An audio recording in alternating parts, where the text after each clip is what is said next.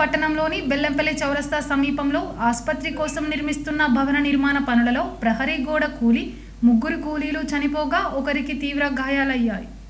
శిథిలాల కింద చిక్కుకుపోయిన 3 మృతదేహాలను పోలీసులు జేసీబీ సహాయంతో వెలికితీశారు. క్షతగాత్రులని మంచిర్యాల ప్రభుత్వ ఆసుపత్రికి తరలించారు. మృతులు కొమరంభీ ఆసిఫాబాద్ జిల్లా చింతల మానేపల్లి మండలంకు చెందిన శంకర్, హనుమంతు పోషంలుగా గుర్తింపు. ఆసుపత్రి నిర్మాణం కోసం సెల్లార్ పనులు చేస్తుండగా పక్కనున్న ఇంటి ప్రహరీ గోడ కూలడంతో పనులు చేస్తున్న వారిపై పడడంతో 3 కూలీలు శిథిలాలలో చిక్కుకుపోయారు. సంఘటన స్థలానికి పోలీసులు చేరుకొని సహాయక చర్యలు చేపట్టి మృతదేహాలను వెలికితీశారు. కుటుంబ సభ్యుల రోదనలు మిన్నంటాయి. సంఘటన స్థలాన్ని రామగుండం పోలీస్ కమిషనర్ శ్రీనివాసులు పరిశీలించారు. బాధ్యులపై చట్టపరమైన చర్యలు తీసుకుంటామని తెలిపారు. కార్మిక సంఘం నాయకులు మాట్లాడుతూ ఎటువంటి సేఫ్టీ చర్యలు లేకుండా పనులు చేపడుతున్నారని ఆరోపించారు. వెంటనే మృతుల కుటుంబాలకు 25 లక్షల నష్టపరిహారం చెల్లించాలని డిమాండ్ చేశారు.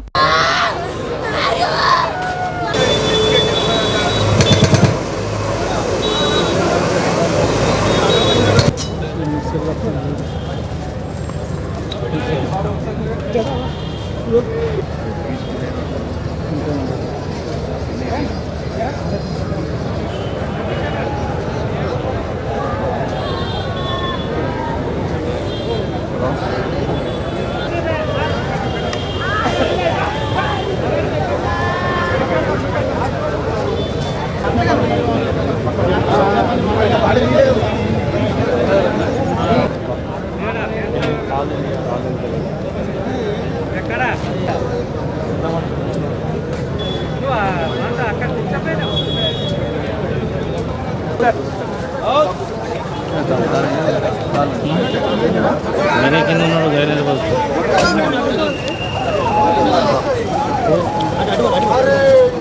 ट्रक लेके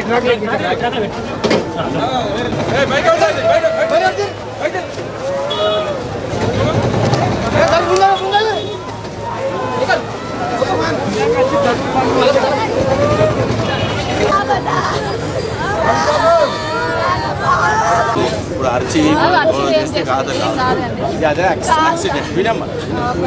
అది ఎవరో కావాలని చేస్తుంది యాక్సిడెంట్ కాబట్టి కూలింది. పనులు చేస్తున్నప్పుడు కూలింగ్. రోజు మంచిర్యాలలో నందిని హాస్పిటల్ పక్కన ఇంకొక సైట్లో ఒక హైరైజ్ కన్స్ట్రక్షన్ జరుగుతూ ఉంది. ఇక్కడ జరుగుతూ ఉంటే దాన్ని బేస్మెంట్ ఇవ్వడంలో ఆల్రెడీ రిటైనింగ్ వాల్ కట్టి ఉన్నారు. ఆల్రెడీ పక్కన ప్లాట్ వాళ్ళకు ఈ ప్లాట్ వాళ్ళకి ఒక కాంపౌండ్ వాల్ కట్టడంలో ఆల్రెడీ వర్కర్స్ పనిచేస్తున్నారు. వర్కర్స్ పనిచేస్తుంటే అక్కడ కాంపౌండ్ వాల్ అవతల పక్కన ఉన్న కాంపౌండ్ వాల్ మొత్తం మట్టితో కిందంతా మట్టి లూజ్ మట్టి ఉండడం వల్ల టోటల్గా సడన్గా కొలాప్స్ అయింది. ఆ కొలాప్స్ కావడంలో ఎక్కడైతే 4 పనిచేస్తున్నారో నలుగురు ఆల్మోస్ట్ మట్టిలో కూరుకుపోయారు. అతి కష్టమైతే ఒక అతను బయటికి కొన్ని దెబ్బలతో బయటికి తీయగలుగుతున్నాము. ఇంకా 3 మాత్రం కంప్లీట్గా చనిపోవడం జరిగింది.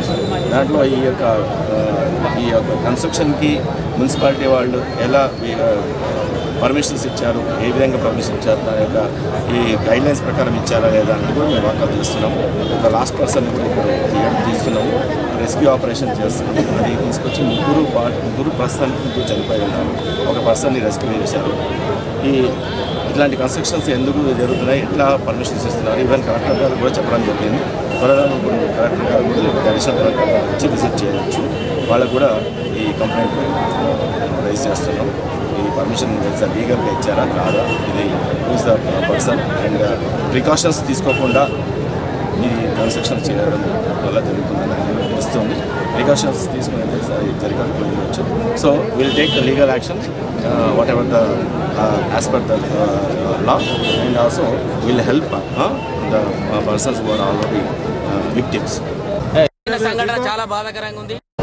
మరి ఇలా మంచిర్యాల పట్టణంలో భవన నిర్మాణ సంఘాలలో భవన కార్మికులకు ఏ సేఫ్టీ లేకుండా, భవనాల అంతస్తులు పెరిగినా కూడా కార్మికునికి ఒక విధానమైన సేఫ్టీ లేకుండా, ఇటు ఓనర్లు కానివ్వండి, ఇంజనీర్లు కానివ్వండి, దానికి ఇచ్చే ప్లానర్లు కానివ్వండి, మున్సిపల్ పరిధిలో ఉన్న విధానాలు కానివ్వండి, ఇలా ఏంటంటే ఒక సైడ్ వాళ్ళు పోసిన తర్వాత కూడా దాన్ని ఏ విధంగా తీయాలనే అనాలోచనతో తీసి ఇలా కార్మికులు బలి చేయడం జరిగింది. దీనికి మా కార్మిక సంఘాలు అన్నీ కూడా ఖండిస్తూ, మా కార్మికులు చనిపోయిన వాళ్ళందరికీ 25 లక్షలు డిమాండ్ చేస్తూ కార్మికుల సంఘంలో అందరం కూడా మేము ఐక్యతగా పోరాడతామని చెప్పి ఈ ప్రభుత్వాలు కూడా మా మీద చర్య తీసుకొని మా సంఘాలకు అతీతంగా మా కార్మికులకు అండగా ఉండాలని కోరుకుంటూ ఈరోజు ఈ జరిగిన సంఘటనలు చిందిస్తూ బాధగా జరుగుతుంది కాబట్టి మీ అందరూ కూడా ఈ మా కార్మికుల మీద స్పందించాలని కోరుకుంటూ జై హింద్. బాధితులకు పోలీస్ అండగా ఉంటూ సత్వర న్యాయం చేస్తామనే నమ్మకం భరోసా కలిగించాలని Ramagundam police commissioner M Srinivas పోలీసులను కోరారు. గురువారం శ్రీరాంపూర్ పోలీస్ స్టేషన్ను సిపి శ్రీనివాస్, జైపూర్ ఏసీపీ వెంకటేశ్వర్లతో కలిసి ఆకస్మిక తనిఖీ చేశారు. సిపికి సిఐ మోహన్, ఎస్ఐ సంతోష్లు స్వాగతం పలికారు. అనంతరం సిపి పోలీస్ స్టేషన్లోని సర్వీసులు పరిశీలించారు. రిసెప్షన్ సెంటర్ సందర్శించి రికార్డులు పరిశీలించారు. అనంతరం పోలీస్ అధికారులు సిబ్బంది పనితీరు వివరాలు తెలుసుకున్నారు. అనంతరం పోలీస్ స్టేషన్ సరిహద్దులు, భౌగోళిక పరిస్థితులు, పరిధి గ్రామాల వివరాలు మ్యాప్ ద్వారా ఎస్ఐ సంతోష్ వివరించారు. ఈ సందర్భంగా సిపి శ్రీనివాస్ మాట్లాడుతూ స్టేషన్కు వచ్చే ఫిర్యాదుదారులతో మర్యాదగా ప్రవర్తిస్తూ కేసుకు సంబంధించిన వివరాలను అడిగి తెలుసుకుని జాప్యం లేకుండా పరిష్కరించాలన్నారు. ప్రతి ఒక్కరూ బాధ్యతాయుతంగా ఉంటూ తమ తమ విధులు క్రమశిక్షణతో నిర్వహించాలని తెలిపారు. ఎన్నికల సందర్భంగా ఎలాంటి అవాంఛనీయ సంఘటనలు జరగకుండా ప్రీఫెయిర్ గా ప్రశాంతంగా ఎన్నికలు జరిగాయన్నారు. ఇక నుంచి సాధారణ విధులపై దృష్టి పెట్టడంలో భాగంగా పోలీస్ స్టేషన్ విజిట్ చేసి నేరాలకు సంబంధించిన వివరాలు, లా అండ్ ఆర్డర్ సమస్యలపై పెండింగ్ లో ఉన్న కేసుల వివరాలు తెలుసుకుని త్వరితగతిన పూర్తి చేయాలని అధికారులకు ఆదేశాలు ఇవ్వడం జరిగిందన్నారు.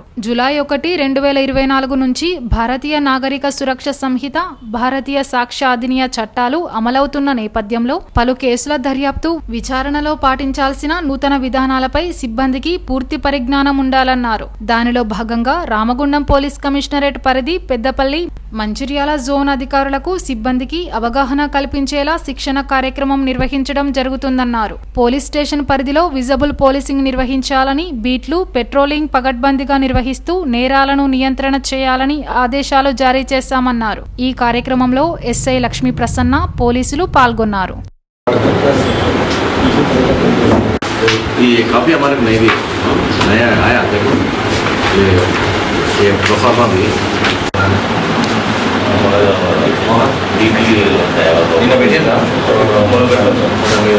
Srirampur police station surprise visit చేయడం జరిగింది.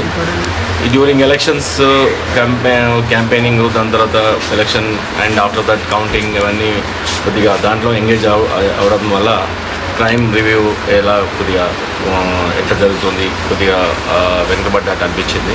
అందుకని ఇమ్మీడియట్గా ఇక్కడ సర్ప్రైజ్ విజిట్ చేసి క్రైమ్ రివ్యూ కానీ, దాని తర్వాత లా అండ్ ఆర్డర్ ఎట్లా ఉంది, తర్వాత ఎంత ఎలక్షన్ అయిపోయింది కాబట్టి మళ్ళీ back to normal, back to basics type రావడానికి కోసం ఇన్స్ట్రక్షన్స్ ఇవ్వడానికి, తర్వాత కేసెస్లో స్పీడప్ చేయడానికి పెండింగ్ కేసెస్ అన్నీ, అలాగే మనకి ఇప్పుడు కొత్త చట్టాలు వస్తున్నాయి, బిఎన్ఎస్ఎస్ అని, బిఎన్ఎస్ అని, అంటే భారతీయ శిక్షా స్మృతి, ఇవన్నీ ఉన్నాయి కదా, అవి ఐపీసీ, సిఆర్పిసి అండ్ ఎవిడెన్స్ యాక్ట్లు అన్నీ రిపీల్ అయిపోయి కొత్త చట్టాలు జూలై 1 నుంచి అమల్లోకి వస్తున్నాయి. దాంట్లో భాగంగా ట్రైనింగ్స్ జరుగుతూ ఉన్నాయి. ఆ ట్రైనింగ్స్లో ఎంతవరకు నేర్చుకున్నారు, ఆ చట్టాలకి ఈ చట్టాలకు ఎంతవరకు అవగాహన వచ్చింది, తర్వాత పాత కేసులన్నీ టోటల్గా అన్నీ ఫైనలైజ్ చేయడానికి ఇన్స్ట్రక్షన్స్ ఇవ్వడం జరిగింది. తర్వాత ఎవ్రీడే విజిబుల్ పోలీసింగ్ కావాలని చెప్పి ఇన్స్ట్రక్షన్స్ ఇవ్వడం జరిగింది. All the inspectors and SIs and including ACPs, DCPs, including myself, whenever there is a time, definitely we'll be on the floor, on the field and do the visible policing. And visible policing will be right from evening to like under 9, 10, 11, 12 వరకు కూడా visible policing in shifts లాగా visible policing పెట్టాలని అనుకుంటున్నాము. అది visible policing ఇందాక నుంచే start అయింది. Then we will take care and will also protect the people's property and their lives, and we are committed for any eventuality. Thank you.